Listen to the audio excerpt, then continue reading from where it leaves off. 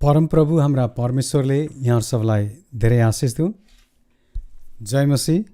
म पास्टर साम गौतम स्नो मिडियामा म यहाँहरूलाई स्वागत गर्दछु। मित्रहरू, स्नो मिडियामा हामी अहिले बाइबल अध्ययन गर्न गइरहेका छौँ र हामीले यो मत्तीको 1 अध्यायदेखि लिएर हेर्दै आइरहेका छौँ र अहिले चाहिँ मत्तीको 14 अध्यायमा आइपुगेका छौँ। परमेश्वरको वचन अध्ययन गर्नु एकदमै आवश्यकता छ। हेर्नुहोस्, एउटा विश्वासीको जीवनमा अझ यदि परमेश्वरको वचन भएन भने, त्यसले जानेन भने उसको जीवन एउटा खालि इमोसनल कुराहरूमा मात्रै भावुक भएर मात्रै बित्छ। त्यस कारणले गर्दा सत्य जान्नको लागि परमेश्वरको वचन जान्नु आवश्यकता छ। त्यही कुरालाई एकदमै ध्यान दिएर यो बाइबल स्टडी पाठहरू बनाइएको छ। मत्तीको पुस्तक, यूहन्नाको, मर्कुसको सबै छन्। तपाईँहरू आएर अरू पनि पुस्तकहरू पढेर परमेश्वरको वचनलाई आफ्नो हृदयमा गर्नुहोला। हुन्छ, आउनुहोस् अब हामी 14 अध्यायलाई हेर्नेछौँ। 14 अध्यायमा विशेष गरेर यहाँनिर हामीले 3टा खण्ड भेटाउँछौँ। पहिलो चाहिँ बप्तिस्मा दिने यूहन्नाको मृत्यु, अर्को चाहिँ येशूले 5000लाई खुवाउनु भएको र अन्तिममा चाहिँ येशू पानीमाथि हिँड्नु भएको। यो तीनैवटा कुरा यसमा छ। अब यसमा हामीले सुरु गरौँ बप्तिस्मा दिने यूहन्नाको मृत्युको बारेबाट। अनि त्यति बेला चाहिँ गालिल प्रदेशका शासक हेरोदले येशूको कीर्ति सुने। येशूले चारैतिर वचनहरू सुनाउँदै हुनुहुन्थ्यो, येशूले परमेश्वरको बारेमा बताउँदै हिँड्दै हुनुहुन्थ्यो। अनि तिनले त्यो हेरोद त्यहाँका राजाले चाहिँ सुनिसकेपछि उनले चाहिँ आफ्ना भारदारलाई भने उनी बप्तिस्मा दिने यूहन्ना हुन्। अब यहाँनिर 2 पदमा के भनेका छन् भने उनी बप्तिस्मा दिने यूहन्ना हुन्। हेर्नुहोस्, मतलब यहाँनिर येशूलाई भन्दैछन् उनी बप्तिस्मा दिने यूहन्ना हुन्।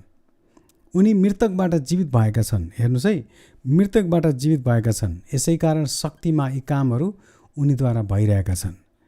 मतलब यहाँनिर कुरो के छ भन्दा हेरोदले चाहिँ येशू ख्रिस्टलाई बप्तिस्मा दिने यूहन्ना नै हुन्, बौरी उठेका भनेर भन्दैछन्। अब मैले सुरुमा चाहिँ यो खण्डलाई पढ्दाखेरि बप्तिस्मा दिने यूहन्नालाई किन के भनेको भन्ने अलि राम्रोसँग बुझिरहेको थिएन। यहाँनिर कुरो के भइरहेछ, हेरोद राजाले येशू ख्रिस्टको कीर्ति सुनेका छन् र येशू ख्रिस्टलाई चाहिँ हेरोद राजाले के भन्दैछन्, बप्तिस्मा दिने यूहन्ना चाहिँ बौरी उठेको भनेर भन्दैछन्। मतलब बप्तिस्मा दिने यूहन्नाको मृत्यु भइसकेको छ। किनभने 3 पदबाट त्यो कुरालाई खुलासा गरिएको छ। किनभने हेरोदले आफ्नो भाइ फिलिपकी पत्नीलाई हेरोदियालाई चाहिँ आफ्नो साथमा राखेका थिए। हेर्नुहोस्, अनि त्यो आफ्नो श्रीमतीको रूपमा राखेका थिए। त्यस कारणले गर्दाखेरि अनि त्यतिखेर चाहिँ 4 पदमा लेखिएको छ कि यूहन्नाले हेरोदलाई भनेका थिए कि तपाईँले तिनलाई पत्नीको रूपमा राख्नु उचित छैन। यसै कारणले गर्दा हेरोदले उनलाई चाहिँ मार्ने इच्छा गरेका थिए।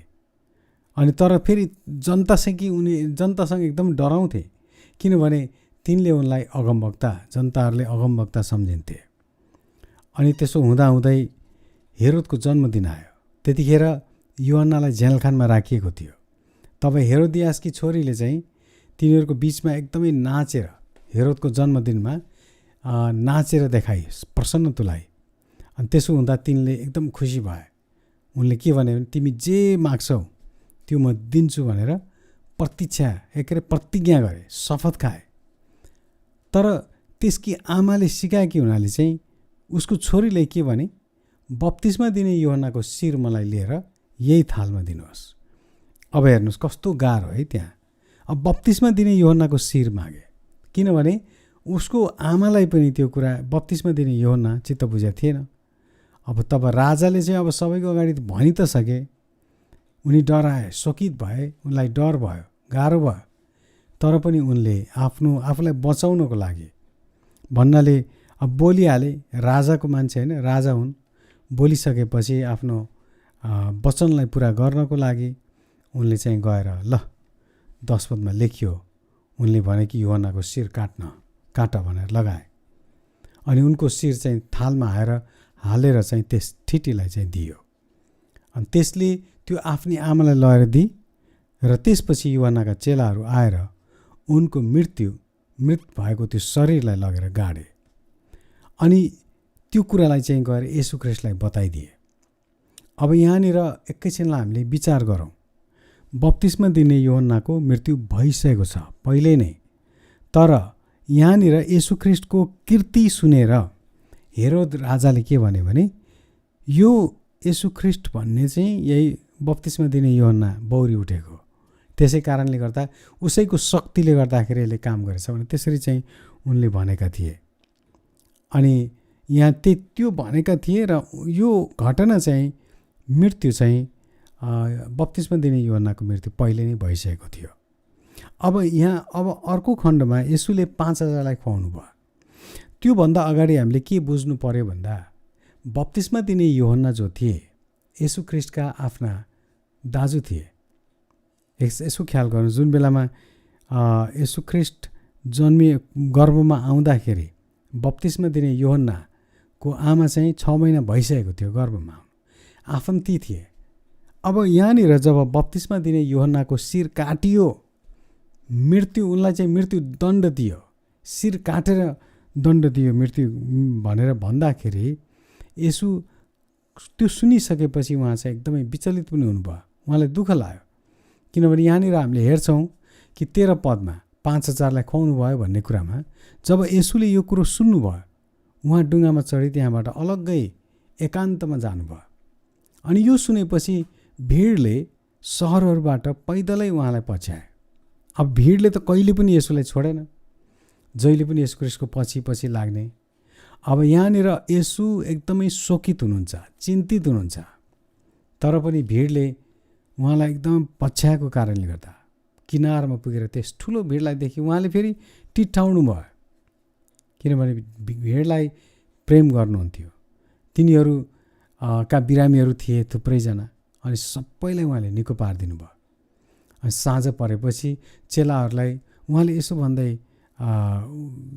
चेलाहरू आए येशूको लागि, यो निर्जन ठाउँमा हामी छौँ, दिन चाहिँ ढलिसक्यो, प्रभु भिडलाई अब बिदा दिनुहोस् र यिनीहरूले गाउँ गाउँमा गएर आफ्ना लागि खानेकुराहरू किनुन् भनेर चाहिँ चेलाहरूले येशूलाई भने।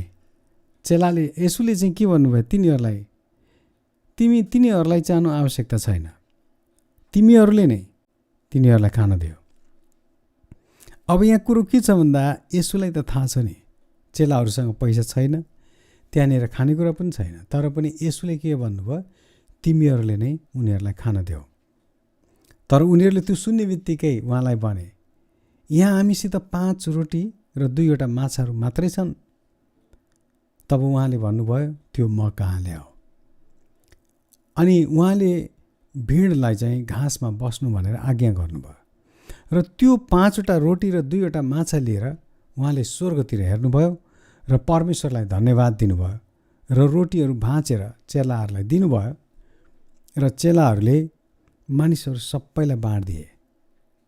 अब यहाँनिर सबभन्दा मुख्य कुरो के छ भन्दा येशूले आफ्ना चेलाहरूलाई तिमीहरूले खान दियो भनेर भन्नुभएको थियो।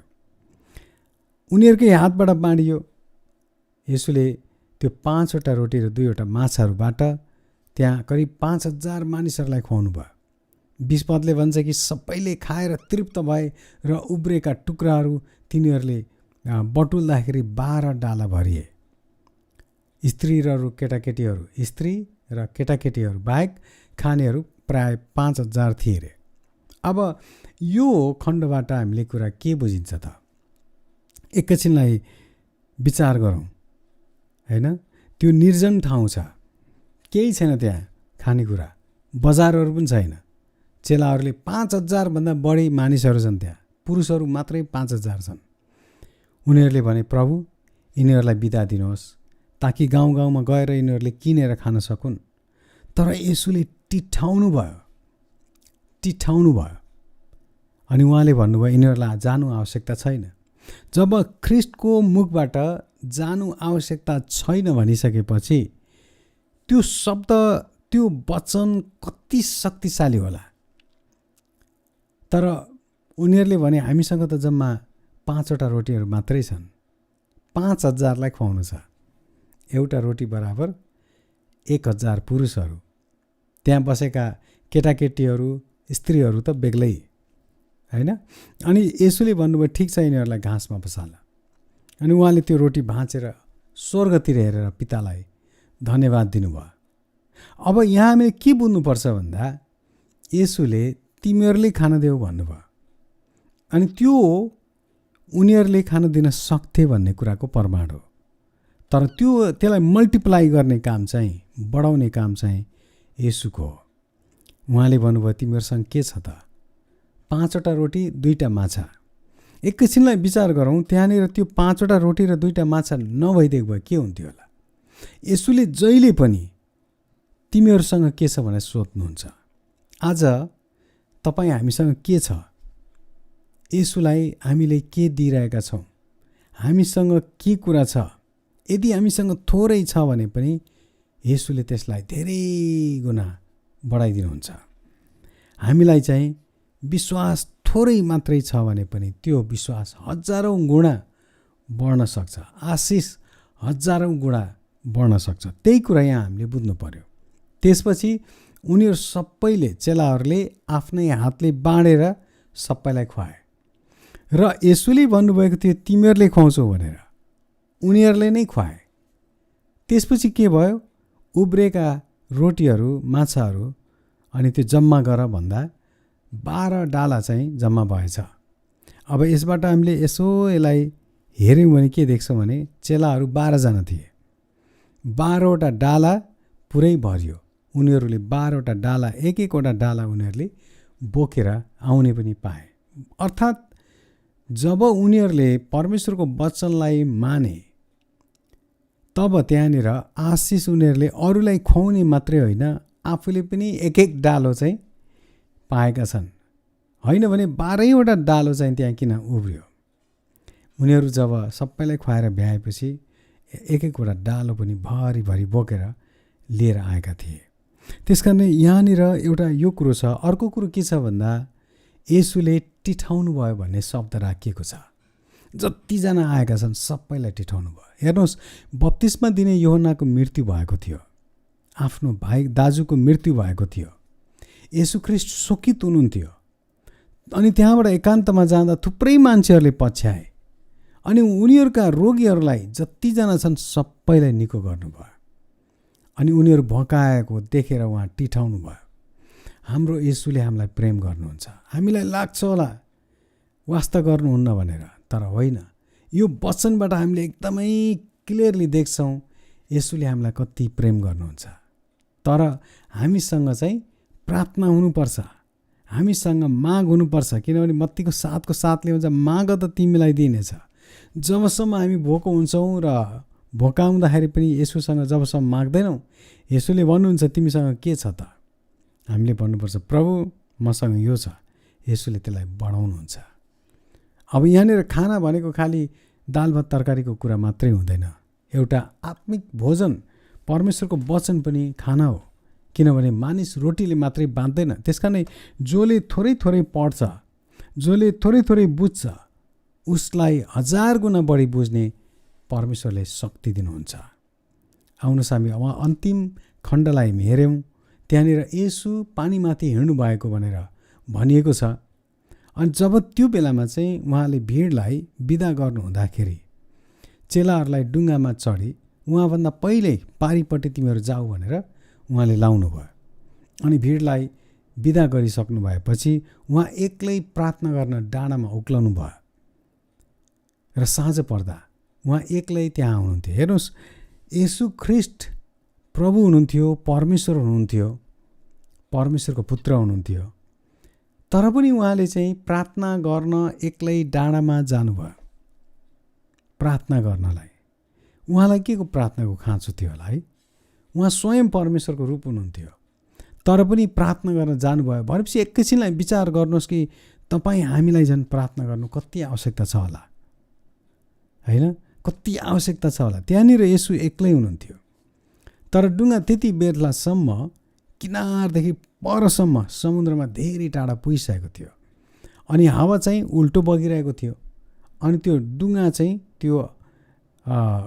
त्यो उल्टा बगेको कारणले गर्दा डुङ्गा त्यो छालको चपेटमा परेको थियो।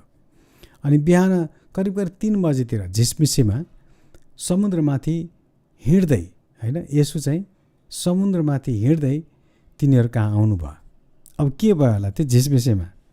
जब चेलाहरूले उहाँलाई समुद्रमाथि हिँडिराख्नु भएको देखे तब डराएर तिनीहरूले एकदम के भन्यो भने यो त भूत हो, यो त भूत हो, र तिनीहरू एकदमै डराएर चिच्चाए। तर येशूले झट्टै तिनीहरूलाई यसो भन्नुभयो, साहस गर, म नै हुँ, नडराऊ। अब त्यो अवस्थामा चाहिँ झिसमिसेमा होइन, भोक लागेको होला, बिहानै पक्क थाकेको होलान्, उनीहरूले आफ्नै प्रभुलाई पनि भूत हो यो भनेर भन्छ होइन। हामी पनि कतिपय पटक हामी जब थाक्छौँ भन्नाले जब त्यहाँनिर के भनिएको छ भने डुङ्गा चाहिँ छालको चपेटमा परेको थियो भनिएको छ। गाह्रो अवस्थामा थियो, एकदमै ढलपल गरिरहेको, खियाउनलाई गाह्रो भइरहेको अवस्थामा थियो। आज हामी पनि जब जीवनको अप्ठ्यारो अवस्थामा हुन्छौँ, रोग लागेको होला, समस्या होलान्, पैसाका समस्या होलान्, विभिन्न पारिवारिक समस्याहरू होलान्, त्यतिखेर चाहिँ हाम्रो डुङ्गा पनि छालको चपेटमा परेको हुनसक्छ। त्यतिखेर आफ्नै परमेश्वरलाई पनि भूत हो यो भन्ने अवस्था आउनसक्छ। त्यस कारणले गर्दाखेरि एकदमै होसियार बस्नु। योभन्दा अगाडि नै यसोले भन्नुभयो प्रार्थना गर्न जानुभयो भनेर होइन, प्रार्थना। अनि यसोले पछि पनि भन्नुभएको छ प्रार्थना गर तिमीहरूले, ताकि तिमीहरू परीक्षामा पर्न नपरोस्। त्यो हुनाले मित्रहरू, आज हामीले एकदमै प्रार्थनाको हामीलाई खाँचो छ। जति धेरै हामी प्रार्थना गर्छौँ, परमेश्वरको नजिक हामी पुगेका हुन्छौँ, परमेश्वरको सन्तान हामी भएका हुन्छौँ। शैतान त्यस्तो सन्तानदेखि डरले थरथरी काम्छ, परमेश्वरको सन्तानदेखि, तपाईँ हामीदेखि। हामी कुनै एक हिसाबले भनौँ भने हामीले आफूलाई चिनेको पनि छैनौँ होला कतिपय कुरामा कि जब हामी परमेश्वरका सन्तान हौँ।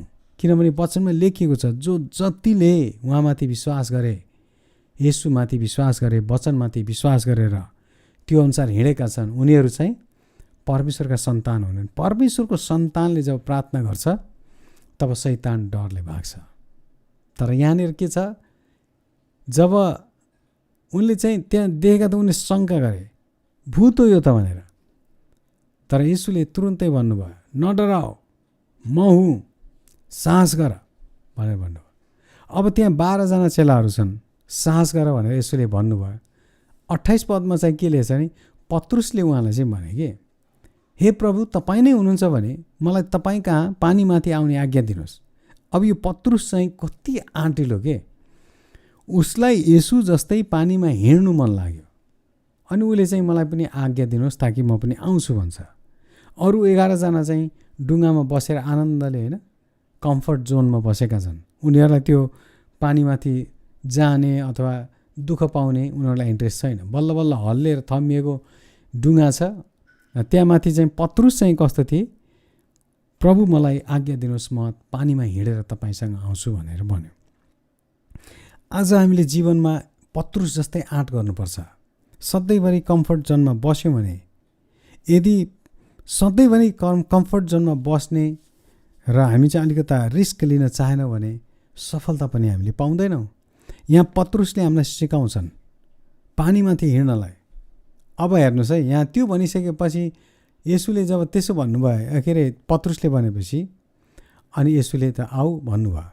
अनि पत्रुस चाहिँ डुङ्गाबाट ओर्लेर येशूका जानलाई एकदम खुसी हुँदै पानीमाथि हिँड्न लाग्यो। तर बतास जोडले चलेको देखेर तिनी डराए, दायाँ बायाँ हेरे होइन, अनि डुब्नै लागे के। डराएपछि उनी डुब्न लागे। अनि चिच्चाएर भने प्रभु मलाई बचाउनुहोस् भने। तब येशूले झट्टै हात पसारेर तिनलाई समातिहाल्नुभयो र भन्नुभयो, ए अल्पविश्वासी, किन शङ्का गर्यो। हेर्नुहोस्, अब यहाँ अल्पविश्वास भयो त्यसलाई। येशूलाई हेर्दै हिँडेको मान्छेले दायाँ बायाँ कतिको यहाँनिर ऊ भइरहेछ भनेर होइन, डर छ भनेर किन हेरेको, त्यो शङ्का उसलाई आयो। त्यो किनभने थामी डर देख्ने बित्तिकै। अनि त्यसले गर्दा येशूले समातेर भन्न किन शङ्का गर्यो। अनि त्यो भनिसकेपछि जब येशू डुङ्गामा चढ्नु भयो, सबजना चेलाहरू चाहिँ छक्कै परे। अनि उहाँलाई दण्डवत गरे र भने तपाईँ साँच्चै नै परमेश्वरका पुत्र हुनुहुन्छ। अनि पारी पुगिसकेपछि उहाँ गनेसेरतको इलाकामा आइपुग्नु भयो। अब त्यो जानुभन्दा अगाडि एकछिनलाई यो खण्डलाई हेऱ्यौँ भने हामी के देख्छौँ भने नि पत्रुसको आँटलाई हेरौँ। पत्रुस धेरै आँटिला थिए। उनले येशू ख्रिस्टलाई उसँग आज्ञा मागे, उनी पानीमा हिँडेर पनि देखाए। जब समस्या पर्यो उनी येशूलाई पुकारे, येशूले बचाउनु भयो। तर उहाँले भन्नुभयो यदि शङ्का नगरेको भए तिमी डुब्दैनथ्यौ। तर मित्रहरू, आज हामी येशूलाई चिन्नको लागि अनि हाम्रो जीवनमा कतिपय कुराहरूको सफलता पाउनलाई हामी खालि कम्फर्ट जोनमा मात्रै बसेर हामी पाउँदैनौँ। यस कारणले गर्दा सिकौँ ताकि त्यसरी आँट गरेर हिँडिसकेपछि गाह्रो अवस्था परे तापनि हे प्रभु भनेर हामी पत्रुसले यस्तो भन्न सक्छौँ नि। अब त्यहाँनिर जब उहाँहरू गनेसेरततिर जानुभयो त्यसपछि होइन, अनि त्यहाँ चाहिँ थुप्रैजना मानिसहरू त सधैँ पछि थिए। अनि वरिपरिका इलाकाहरूमा चाहिँ खबर पठाए येशू आउनुभएको छ भनेर। त्यो भन्ने बित्तिकै थुप्रै रोगीहरू त्यहाँ आए। फेरि सबै त्यहाँ भएका रोगीहरू येशू कहाँ लिएर आए। अनि तिनीहरूले उहाँको वस्त्र मात्रै छुन पाए, कपडा मात्रै छुन पाए पनि हामी निको हुन्छौँ भनेर उनीहरूले भने, बिन्ती गरे। अनि जतिजनाले येशूलाई छोए तिनीहरू निको भए। येशूलाई छुनेहरू जति निको भए, येशूलाई पछ्याउनेहरू जति निको भए। येशूले एकजनालाई पनि छोड्नु भने सबैलाई उहाँले चाहिँ सबैलाई निको पार्नु भएको छ। येशूले सबैलाई निको पार्नु भएको छ। त्यस कारण मित्रहरू, प्रभु येशू ख्रिस्टले हामीलाई कति धेरै प्रेम गर्नुहुन्छ। आज हामीले यो कुरालाई 14 अध्यायमा हामीले देख्यौँ। 14 अध्यायमा हामी देख्यौँ यूहन्नाको मृत्यु भइसकेको छ। येशू ख्रिस्ट एक्लै हुनुहुन्छ। अब येशू ख्रिस्ट एउटा शोकित हुनुभएको छ, तर पनि उहाँले परमेश्वरको राज्यको काम गर्न छोड्नु भएन। आज हामीले बुझ्नुपर्छ, कतिपय अवस्थामा हामी शोकित हुन्छौँ होला, होइन, दुखी हुन्छौँ होला, पीडित हुन्छौँ होला, तर पनि पावलले पनि भनेका छन् दुःखमा, सुखमा, पीडामा, हाँसोमा, खुसीमा हरेक पटक, हरेक समय परमेश्वरको महिमा हुनुपर्छ। अनि आज हामीले त्यही कुरालाई यो खण्डबाट पनि हामीले देख्यौँ। अनि येशू ख्रिस्टले 5000लाई खुवाउनु भएको, जसबाट हामीले बुझ्नुपर्छ येशू ख्रिस्ट परमेश्वरको पुत्र हुनुहुन्छ, स्वयं परमेश्वर हुनुहुन्छ। वचनमाथि, खानामाथि, होइन, हावापानीमाथि, पानीमाथि, सबैमाथि उहाँको अधिकार छ भन्ने कुरा यो खण्डले देखाएको छ। पानीमाथि हिँड्न सक्ने उहाँ हुनुहुन्छ। त्यो कुनै ठुलो कुरो छैन, तर पनि त्यसले के देखाउँछ भन्दा ठुलो कुरो यस कारणले छैन कि येशूले त्योभन्दा धेरै ठुला कुरा उहाँले गर्न सक्नुहुन्छ, किन उहाँ सृष्टिकर्ता हुनुहुन्छ। त्यो हुनाले जब हामीले उहाँमा विश्वास गर्छौँ अनि विश्वास गर्छौँ भने पक्कै पनि हामीले मुक्ति पाउँछौँ, आशिष पाउँछौँ। हुनाले यो खण्डबाट हामीले यो कुरालाई बुझ्छौँ। मित्रहरू, साँच्चै अहिलेसम्म यहाँहरूले मेरो च्यानललाई सब्सक्राइब गर्नुभएको छैन भनेदेखिलाई अहिले नै त्यो सब्सक्राइब बटन थिचिदिनुहोस् र बेल आइकन पनि थिचिदिनु होला। र यसरी स्नो मिडियाको एउटा परिवार भएर यहाँले जोइन गर्न सक्नुहुन्छ। र अब यस्तै गरेर अरू च्याप्टरहरू पनि मैले ल्याउने नै छु। जानुभन्दा अगाडि आउनुहोस् हामी छोटो प्रार्थना गर्नेछौँ। दयालु परमेश्वर पिता, हामी तपाईँलाई धन्यवाद दिन्छौँ। आज 14 अध्यायमा हामीले देख्यौँ तपाईँ परमेश्वर हुनुहुन्छ, परमेश्वरको पुत्र हुनुहुन्छ। तपाईँ रोगहरूमाथि, पानीको छालमाथि तपाईँ परमेश्वरको येशू ख्रिस्टको अधिकार छ भन्ने कुरा यहाँ हामीले देखेका छौँ। धन्यवाद दिन्छौँ। सबै कुरा तपाईँमा राख्छौँ। यस्तो दुःख पीडामा पनि तपाईँ परमेश्वरको राज्यको काम गर्ने परमेश्वरको पुत्र हुनुहुन्छ। प्रभु, हामीलाई सिकाउनुहोस्, हामीलाई त्यो ज्ञान, बुद्धि, विवेक दिनुहोस्, क्षमता दिनुहोस्, ताकि हामी तपाईँको राज्यको सधैँभरि प्रचार गर्न सकेकौँ। चाहे दुःखमा, चाहे सुखमा, चाहे पीडामा, चाहे रोगी हुँदा, हरेक बखतमा। हालेलुया। छोटो बिन्ती अनि प्रार्थना येशू ख्रिस्टको उच्च अनि पवित्र नाममा, आमेन। हुन्छ मित्रहरू, यहाँ सबैलाई धेरै धन्यवाद। म पास्टर साम गौतमलाई यस स्नो मिडियाबाट बिदा दिनुहोस्। यहाँ सबैलाई जय मसीह, जय मसीह।